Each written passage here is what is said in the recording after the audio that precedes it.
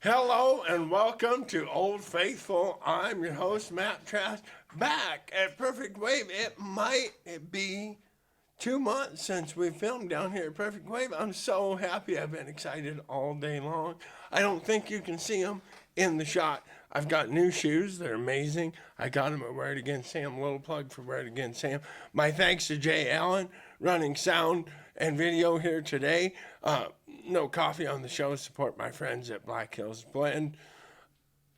I was really looking forward to talking about this guy's twin reverb amplifier, which he purchased here at Perfect Wave, proving that they do occasionally sell musical equipment.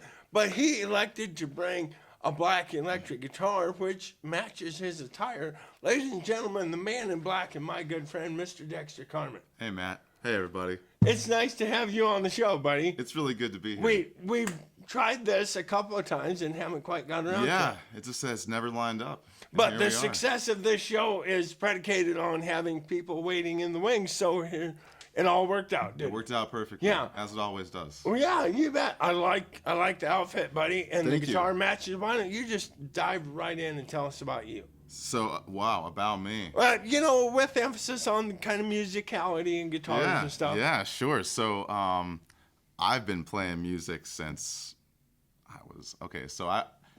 in 5th grade, I took over the band room to start a band, and I had all the band instruments from band class out. And a couple of kids and I that were in the music class would go in there after schools. And I remember telling my 5th grade band teacher when he asked me what kind of music we played, I was like, well, it's kind of like the Beatles mixed with the Baja Men. Because Who Let the Dogs Out was like the big single at the time on the radio. Right. And 5th grade Dexter loved that song. Right. And so I've been really writing music since then. I never really stopped. It's been pretty much the only consistent through thread of my life is writing and performing music. So I have to be me for just a second. Yeah. Tell me that 5th grade you wrote a song called Who Let the Tax Man Out? No. Damn it! That was a missed opportunity. I really dropped the ball there. Where was this school? This was Mountain Meadow Elementary in Buckley, Washington. Buckley, Washington. Yep. I'm from a town of about 4,000 people. It's a little logging community about 60 miles south of Seattle. Okay. And so you spent many of your formative years there. I don't mean to do this, but quite often I do. Is Buckley, Washington on fire right now? I don't believe so. No, I good. think it's escaped. All right. Yeah. Well, we wish them the best. Do we? Yes, Wish absolutely. them the best? Yes. Oh, awesome. To all my friends in Buckley that I haven't talked to in 10 years, I miss you. You should reply to my messages on Facebook. Hey, we love you, Buckley. So back to, you're in the band room. Yep. So did we have electric instruments in our Oh, fifth grade no. It was like band? xylophones and hand drums right. and whatever we could get our hands on at the time.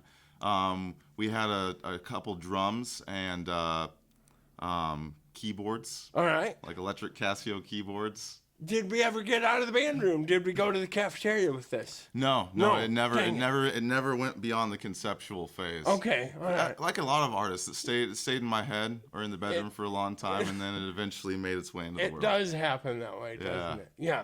So then what happened? Tell us more. Well, it's really interesting. Music kind of took a back burner in my life. So I came to South Dakota when I was 18. Okay. My mom lived in Spearfish, and I hadn't seen her in many years. And so I came out here. My grandfather was ailing, and so I came here to be with my family during that time. Sure. And I had never been to the hills before that. It was my first experience here. So I moved out here, lived here for about 3 years, then moved to Portland, Oregon. Oh. And I was there for almost a decade. Mm-hmm. And then came back to the hills kind of by accident. In 2018, I was traveling through and got stranded here. Oh. And I took that as a sign of, when you're traveling on your way and get stranded somewhere that you know people and you've been before, there's probably a reason you got stuck here. Right. My family, just as an aside, has been here since the late 1800s, and I think they ended up here the same exact way. I think a lot of folks. I think most people end up getting stranded here. Yeah, absolutely. Right. And then when you get stuck here, at first you're kind of begrudging about it, but eventually, you look around and realize, why would you want to leave? That's the story of South Dakota right there. Yeah. Continue. Yeah. So I came back out here. I had not, at that point, I had done a lot of bedroom recordings. Sure. I'd done a lot of like private projects and Right. stuff, but I had not performed live in almost 10 years. Okay. And I started playing shows here in Rapid City again, and that kind of led into everything I'm doing these days. I'm in like 3 bands now. I help run the Cave Collective, and it's all directly from just I came back here and grabbed my guitar and started playing shows. Well, that's pretty cool. So the bands that you're in or the shows that you do, how much of this is original material written by you? So I'm in 2 official bands right now. Okay. One of them is Modern Folklore, and it's kind of like an indie rock band with Josh Shepard and John Sawyer and Ed Flamond, all fantastic local musicians that I'm sure many And all of you need know. to be on my show. Yes, definitely. You All need right. to have them on the show. Sure. And so we do that, Modern Folklore, and I co-write everything with Josh Shepard. Okay. Going back to the Beatles thing, that's a big influence for our music. Oh, It's a sure. Lennon McCartney vibe. And then I'm also in a kind of a dream pop metal band called Plague Pitted Moon, and that's my wife Natasha's band. With our friend Tom Swiftbird. Okay. And he plays guitar. Natasha plays synthesizer and sings. And Okay. I play drums in that band. Ah. And she writes all the lyrics for that, and Tom writes the music. So that's why I just get to beat on some drums. Sure. And then you do solo shows here and there as time Every allows? now and then. Now and then? Yeah, every now and then. I'm not really playing solo much anymore. I'm really just focusing on the bands. I just, after so long playing a solo, it's really nice to write and create with others. It is. Yeah. It's also nice to have people in a musical setting that you can hide behind. Absolutely. If you're having an off night. It's absolutely the case. Yes. That's one thing I've noticed is that since playing in the band setting, whenever I play solo, I'm like, if I screw up, there's no one to hide. It's on me. It's- I'm it's- all out front here. Yes. We need to talk about this. This guitar is an Epiphone guitar. It's probably kind of moderately priced guitar. This thing is a cannon. It's Yeah. truly a magical instrument. This and you is- said there was more to the story. Go ahead and give us the story. So bud. this guitar is pure magic. All right. Okay, so the story behind this guitar is anybody who knows me knows that I break a lot of strings. I have Okay. a very aggressive, heavy playing Sure. style, and so I'm always constantly breaking strings. So I had a solo show lined up, and my good friends Shar and Sarah from the Itty Bitty Ditty Committee, they're a local act here in Sure. town. They came to the show and they walk in holding this guitar. And they walk up and bring it to me. And I think to myself, oh, certainly they've brought this because they know I'm going to break strings during my sets. So they brought me a backup guitar. And it turned out that Brad from Born to Suffer, I'm not sure if you're familiar with that band, Born to Suffer. I am familiar with the band Born to Suffer. My good buddy Christopher Erickson Yep. is a member of Born to Yes, Suffer. he is. Yeah. Yeah. And Born to Suffer is one of my favorite bands musically, but also like thematically. They have Sure. a lot of mythological and spiritual elements Okay. to their music that really speak to me personally. So, and they don't know this actually. This is the first time they're hearing about it, but that was a big influence in my philosophy that led to the Cave Collective being what it was, is that Born to Suffer, the idea that we're not here for ourselves, we're here to suffer and struggle and fight for the betterment of the whole world. And that's kind of been my guiding light for the last year and a half or so. I sure brought my waders. It's getting very deep in here. Oh, it's going to. Yeah, Right. I have a problem with that. Don't apologize. Okay. It's fine. But I I'm was not gonna- being mean I for a didn't second. apologize. Right. What was I going to say? We will, as time allows, talk more about the Cave Collective because you threw that in. So Yeah. anyway, back to the guitar. So I'm playing the show, and it turns out that Brad from Born to Suffer had played my guitar during a show prior. Oh. My old guitar was not a very nice guitar. The action was awful on it. Right. And he said that a musician like that who's done so much for the community needs to have a better guitar than that. And he bought me this guitar. Wow. And they brought it down to the show for me to play. And I played it for that set, and I have not touched a single other acoustic guitar since that night. Wow, that's amazing. It was like, when you pick up a new guitar, you have Right. to break it in usually or get a feel for it. Right. This guitar was my guitar the moment I put my hands on it. It just played for me, I'll be dang. and it hasn't stopped. That is an incredible story here on Old Faithful. Thank you, Dexter. Yeah. So we break strings. What have we found besides frequent string changes, what strings are the most durable for Dexter, Carmen? The most durable. There's for acoustic, the Earthwood are the ones that I have found are the best one for me. Sure. On my electric guitar, I think they're called Elixir. Sure. I want to say. I know they sell them at Haggard's. I think they have them here too. Right. And those ones, I think Tanner Johns turned me onto them. Right. And I've been really, really happy with those on my electric. Sure. I still break them, but less. What gauge do we use? I usually have like a 10 on the top string. Okay. And then around like a 52 to a 48 on the Sure. bottom string. All right. So not super heavy. Not super heavy. Okay. No, I don't like super heavy Right. strings. I like to have the fast play action Right. on it. But I also want them to be heavy enough where they have that Right. big sound. Right.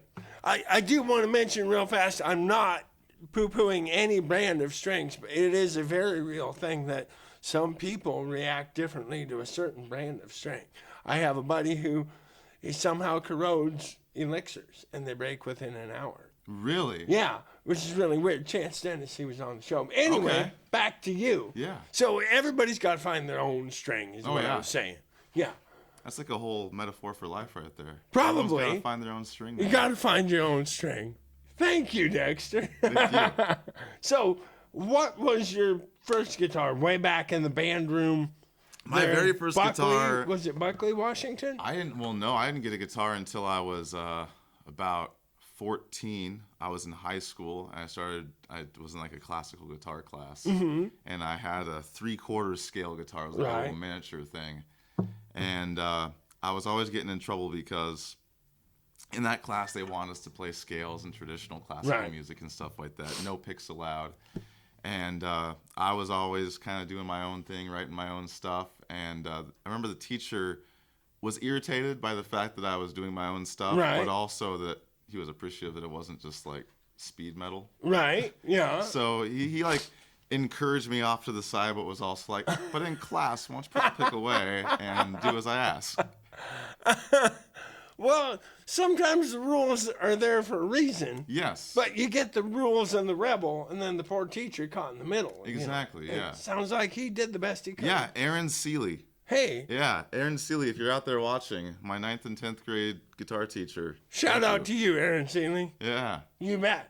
So, does this guitar have amplification in it? Can we No. plug it in? No. It does not. It no. does not. So I at your- should get some. At your shows, you just mic it like we're going to do I today. typically mic it. I have a pickup that I can put in here. Okay. But I got a little too into it the other day and stomped on the cable and tore it apart. So That'll happen. I'm pretty hard on equipment. Sure. It's a problem.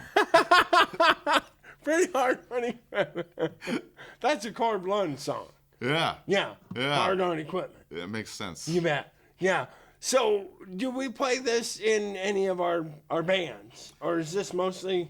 This is what I write on. Okay. All right. So I like this guitar because it was a gift to me from Brad directly, but Right. indirectly from the powers that be. Right. And I also feel like music and our songs are a gift from the powers that be. Absolutely. And I never feel like when I'm writing a song, it's not like I'm not this smart.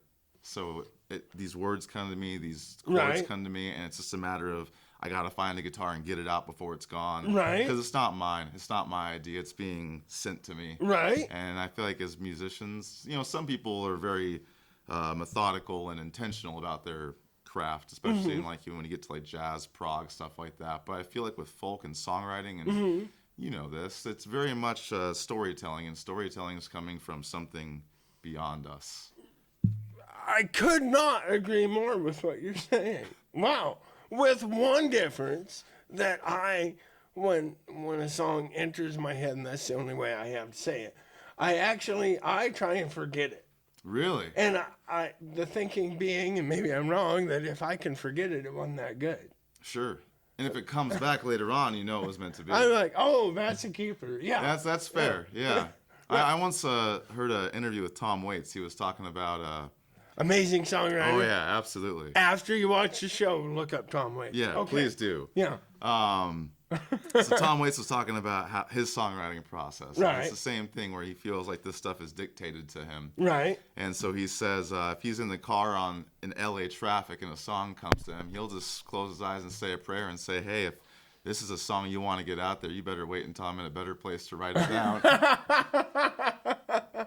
I like that direct communication. So, Right. hey, if this is important enough, Right. come back later.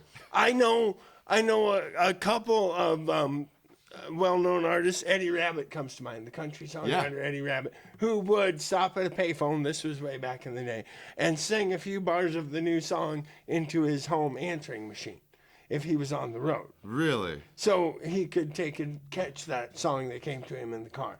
But anyway, we've gotten quite a ways off topic, haven't we? I think everything's on topic. Well, right? you could be right. Yeah. Yeah, What it all else comes do we back in the need to end. talk about? You have this guitar, which you love.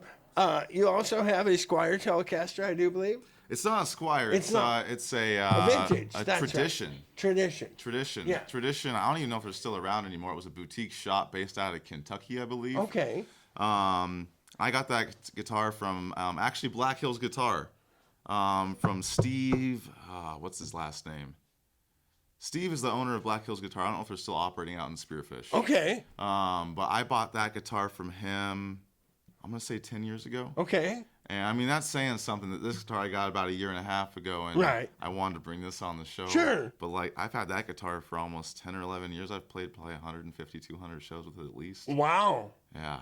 Huh. And do you have any other guitars? No, those are my main two. Okay. I mean, there's always, a project guitar Sure. on the back burner, a couple revolving, but those are my main two. You mentioned that you play drums in one concern, so Yep. you apparently have a set of drums. Yep. I have a set of drums. It's actually a set of, there's two sets of drums I play. In my house, I've got a copper-clad Slingerland drum set from Wow. 1973. Okay. My wife, Natasha, bought me that for Christmas last year. Uh-huh. And that's a beautiful set. I really love it. I also, once again, I'm hard on equipment, so I'm almost scared to play it because Right. it's so beautiful. Right. So I have there's a Kansas City custom set that was generously donated to the Cave Collective last okay. year, and since we're closed down, it's in storage Right. right now. So I'm using that kind of in the interim. I see. I just love that Kansas City custom set. Sure. The big boominess of those floor toms. Right. We will definitely have to have you bring your tradition Telecaster, your Yes. tradition T-style, and your twin reverb and whatever pedal board you have. Yes. You got married about a year ago. Yep. Congratulations. Thank you. You just had a baby this year. Congratulations. Thanks. And you're a very happy man, and your wife, Natasha, who we've mentioned, is quite a talented woman in her own right. She's incredible. So the house is really full of instruments, I would imagine. Oh yeah. We have a bass guitar, I would imagine. Yes. We have a set of congas, probably. We certainly do. We have a tambourine. Yep, a couple. Do we have any wind instruments? No. No? Well, we have like what are those keyboards called that you blow into? It doesn't count, but that's amazing. I mean- a melodica. Yes, a melodica. Wow. Yes, no traditional wind instruments. Right, no tradition. I really want to get an oboe though. An oboe. Yeah, I don't know why. Back to the melodica. If I'd known that, you'd about the damn melodica on the I'll show. bring it next time. Okay, sounds good. Tell us, we probably should wrap it up here pretty quick, Yeah. but the short version of the Cave Collective that you keep mentioning. Yeah, so the Cave Collective, it's a nonprofits community organization based in creating societal change through cultural engagement. Uh-huh. So we do all kinds of events, music events, community events, fundraisers, art auctions, and it's really just showing that civic engagement in community is not something that somebody else provides. We can all get our hands into the action and be a part of the change we want to see in the world. And that's kind of the idea of the Cave, is to give people a place where they don't have to ask permission to show their art or share their ideas, where they're encouraged to be their most vibrant selves. Sure. And yes, a lesson, and I'm not preaching because I have to remind myself of this all the time. I'm often in the crowd standing around going, boy, I wish somebody would do that. And then later realize I could have done it. Oh, yeah. Yeah, absolutely. The Cave Collective, as a physical venue, is currently closed. Yep. We do have plans that we're not going to go too deep into because we don't know them, but we do definitely plan to come Oh yeah, resurrect again. definitely. I want whoever made the coffee at the original Cave Collective should definitely be hired back Okay. because that person was amazing. Okay. Yes. I'll keep that in mind. That was, Also, the original coffee pot, maybe that had something to do with it the certainly equation. did. Yeah. Yes. Well, I hope they get the coffee pot and the coffee that was maker back. Mary Hahn. Mary Hahn. Yeah, Mary Hahn is a secretary on our board of directors. Okay. And she was that whole concession stand at the old cave. Okay. She was in charge of all that, brewed the coffee before every show. I Yeah. want you back, Mary Hahn. And Logan Beard. Logan Beard also helped Logan a lot Beard. with that. Yeah. Awesome. So Well, thank you, Logan and Mary. I definitely want them back wherever we are. Yeah, me should, too. Should we do a song? And when I say we, I mean mostly you. Sure. And if you know the words, feel free to sing along. I do not know the words. I try not to do this, but I did request this. This is my favorite Dexter Carmen song. Ladies, Tom Waits says, change your strings. Remember my sponsorship with Trask-Dexter LLC, large round of square bales, 515-0858. Ladies and gentlemen, Mr. Dexter Carmen. This song's called The Second Coming.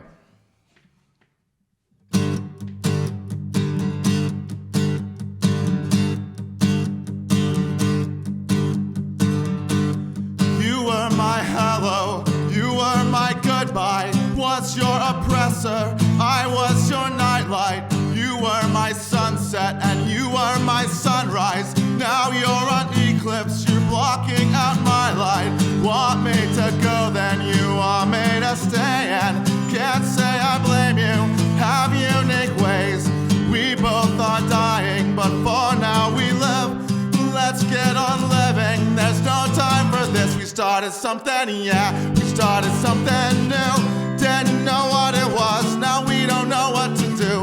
Think it's over, yeah, you think it's done, but you're wrong. Cause the past never dies till you put it in the ground. You were my lover and you were my teacher. Was your best friend and your manic street preacher. I am a medic and you are a swan. If you are a monster, it takes one to know one. We keep on going cause it never ends. And the sky won't stop widening, we're closing in.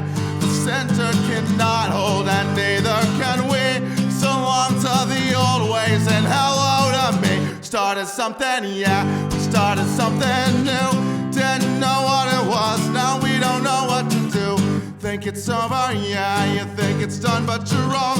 Cause the past never dies till you put it in the ground.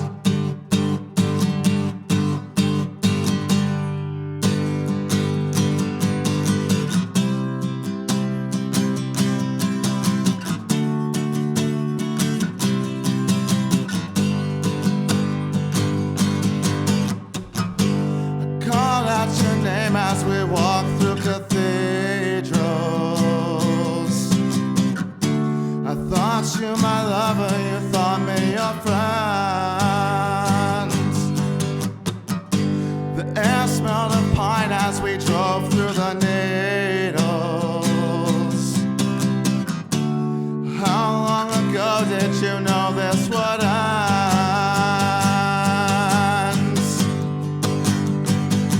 And so that's when we started something, yeah, we started something new. Didn't know what it was, now we don't know what to do. Think it's over, yeah, you think it's done, but you're wrong. Cause the past never dies till you put it in the ground. Started something, yeah, we started something new. Didn't know what it was, now we don't know what to do. Think it's over, yeah, you think it's done, but you're wrong. Cause the past never dies